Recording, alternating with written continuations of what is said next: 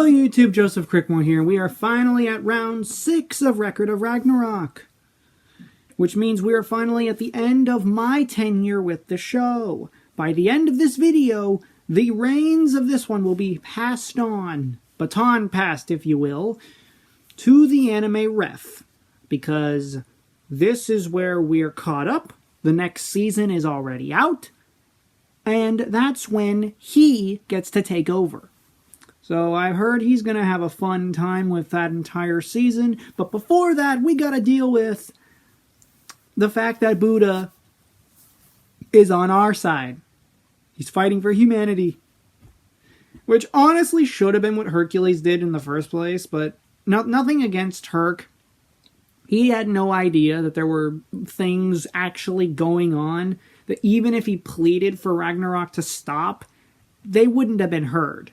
So his goal would have been for nothing. If you put it that way, and you only know that with the stuff that is coming up. And the ref will make sure you know around that point in the story. Don't know if it's even going to be Season 3 material, but trust me, it will make sense. But anyway, Buddha. He's going to rep humanity. But I'm not going to reveal who his opponent is because it's a very weird scenario.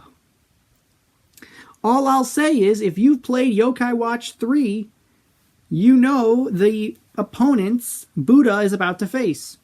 Kind of. It's very weird because it's a subversion, which Record of Ragnarok is really good at, writing a subversion to what you think the character is, if you know other fictional versions, like how Zeus kind of doesn't feel like Greek mythology Zeus. He doesn't. And that's what I love about him. He has those tiny moments where he has those pervy tendencies because, as we all know, 95% of all Greek god problems start with the sentence, Zeus got horny. And that is not an exaggeration. But man, I love the subversion that they wrote for him in Record of Ragnarok. He doesn't feel as obnoxious or cruel or just doing things because he can. Like, he feels... what's the word? He just feels cooler. And then for other gods, it's another case of subversion in other ways. Like, you wouldn't expect Thor to be so bored with fighting. Or, you wouldn't expect Poseidon to be terrifying in the sense that, like, not even some gods want to make Poseidon mad. Well, okay, maybe that's a little more accurate to Poseidon. It's weird to say, because sometimes they subvert what you would think. Another case could be made for Shiva. But I'm rambling. Like Loki said to Buddha in that episode, I'm just rambling now. We're going to get into round 6, and the next time you see me will be the post-round discussion and the baton pass to the ref. And... alrighty, post-round 6 discussion. Wow. First of all, we got to applaud Goll. Character development. She's no longer mad at Jack for killing Hercules, and Jack bailed her out of dealing with the 7 gods of fortune. So that's some nice development. That Goll is starting to realize her duty as a Valkyrie. Or you could argue that, like, she just forgot. It's fine. I think it's good development regardless. But then we get to the actual fight. Buddha turns traitor on the gods. And I love that Odin has to be the one to ask him a second time. Because Odin doesn't want any interferences with his ambition. Especially, remember the end of that round? When he literally confronted Beelzebub? He didn't do it out of the kindness of his heart. That, you know, all the gods were in danger because of HAJUN or anything. No! Odin is afraid of his own plan backfiring on him. But we'll get there. So, Buddha is fighting for humanity, like I always thought he would. There was no doubt in my mind. So then, Zeus decides, there's nothing against the rules that says he can do this, so he can do this. And then, of course, his opponent comes down, and it's not the 7 gods of fortune. It's not Bishamonten, or as the anime calls him, Vaishravana. Again, I'm going to ask this, and can someone please answer my question? Why the name change?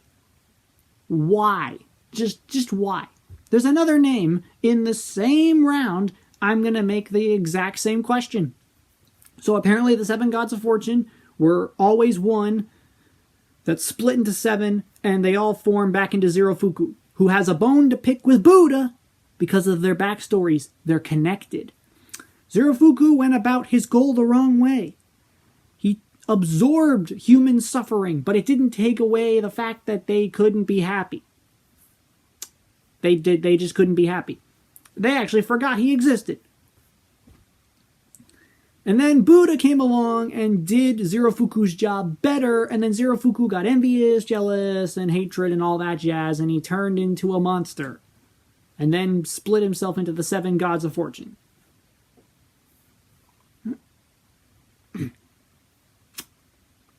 So basically, the rest of the fight was Buddha giving Zerofuku therapy and changing his hatred and everything back into fortune and joy and happiness because he needed some self-worth.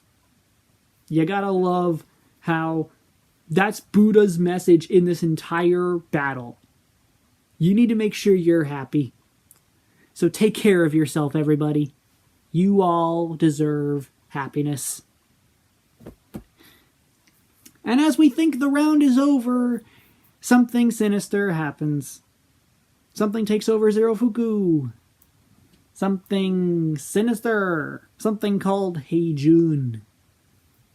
Oh wait, that's not what they said his name is. They said his name was Papias. And to that I say, why? Why? Just why? Why make that change? And then who comes in to help spectate? Hades, who's actually pretty cool in this series.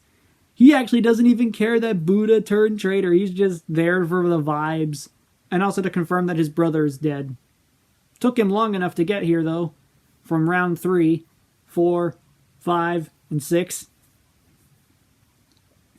So that's fun. And then, the match ends with Buddha getting a Volander with Zerofuku, which makes sense because Volander came from the same place Buddha did. And he won. The score is now tied 3-3 for the gods and the humans. But rest in peace, Zerofuku. He just got his happiness back and he's gone. We're going into round 7. Hades is up next. And for the humans, the king, the first emperor of China, to be specific, Qin Shi Huang. So to do that, we're not going to have the normal outro. I'm going to pass off to the anime ref. I'm going to officially pass the torch to him. And he will do the outro.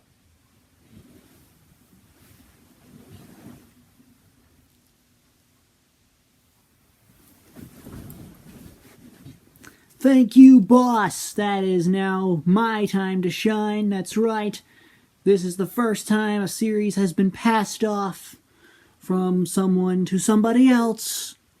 And I'm here, the ref, to say that Season 3 onwards will be covered by me. We are in for some fun times ahead, people. But until then, thank you all so much for watching. Hope you liked it. Hit the like button, subscribe, share the video with a friend. Make sure you join the Patreon. Check out all the other stuff that's over there. I promise you'll have some fun. And of course, keep your notifications on, because as always, I will see you in the next one. Goodbye.